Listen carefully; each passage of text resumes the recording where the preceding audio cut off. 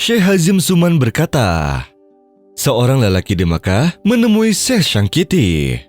Lalu dia meminta kepadanya agar membantunya untuk menyelesaikan suatu perkara, yakni untuk menjadi penengah di antara dirinya dengan pemilik perusahaan yang dikenal oleh sang syekh, di mana dia sangat ingin mendapatkan pekerjaan dan berharap agar ia dapat diterima di perusahaan tersebut karena dia sangat membutuhkannya.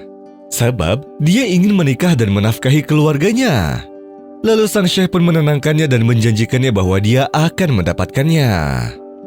Seperti kebiasaannya, Syekh Sangkiti selalu bangun malam untuk sholat dan mendoakan lelaki itu sambil menangis, agar si lelaki mendapatkan pekerjaannya yang dapat menolong kehidupannya. Dan di keesokan harinya, laki-laki itu datang dan menanyakan kepada Syekh Sangkiti apakah sudah ada jalan menuju kemudahan. Lalu sang syekh pun menjawab, "Aku sudah menemukan jalan yang sangat besar, maka tenang dan bersabarlah." Lalu si lelaki itu pun berkata, "Apakah kamu sudah bertanya kepadanya?" Lalu sang syekh itu menjawab, "Ya, sudah semestinya."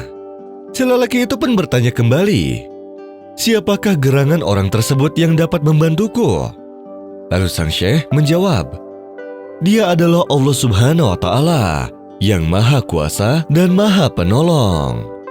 Lalu si lelaki itu pun marah dan berkata, "Aku katakan kepadamu bahwa aku meminta pekerjaan kepada orang yang dapat membantuku, dan kamu malah berkata bahwa yang dimaksud olehmu itu Allah."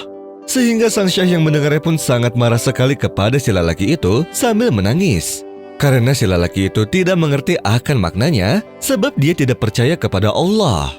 Setelah itu si lelaki itu pun menyesal atas apa yang sudah dikatakan olehnya kepada syekh, lalu dirinya bertaubat dan beristighfar. Dirinya meminta maaf kepada sang syekh, lalu dia pun berdoa kepada Allah dan bertawakal, serta keyakinannya semakin bertambah kepada Allah Subhanahu wa Ta'ala. Sampai suatu hari, dirinya menjalani interview di dua tempat yang berbeda. Di interview yang pertama, dirinya tidak diterima di perusahaan tersebut, sehingga dia langsung pergi ke tempat yang kedua, lalu dia bertemu dengan salah satu temannya yang duduk di sana, di mana temannya itu adalah pemilik dari perusahaan tersebut. Dia bahkan masih mengenali si lelaki itu. Lalu dia berkata kepada si lelaki, "Aku telah mengenalmu dengan baik, dan aku tahu bahwa dirimu lebih besar peluangnya daripada menjadi seorang pegawai biasa. Maka dari itu, aku akan memilihmu untuk menjadi wakilku." Si lelaki itu pun tidak percaya akan apa yang didengarnya. Padahal dia hanya berangan untuk menjadi seorang pegawai biasa, akan tetapi Allah telah memberikannya kesempatan yang jauh lebih baik.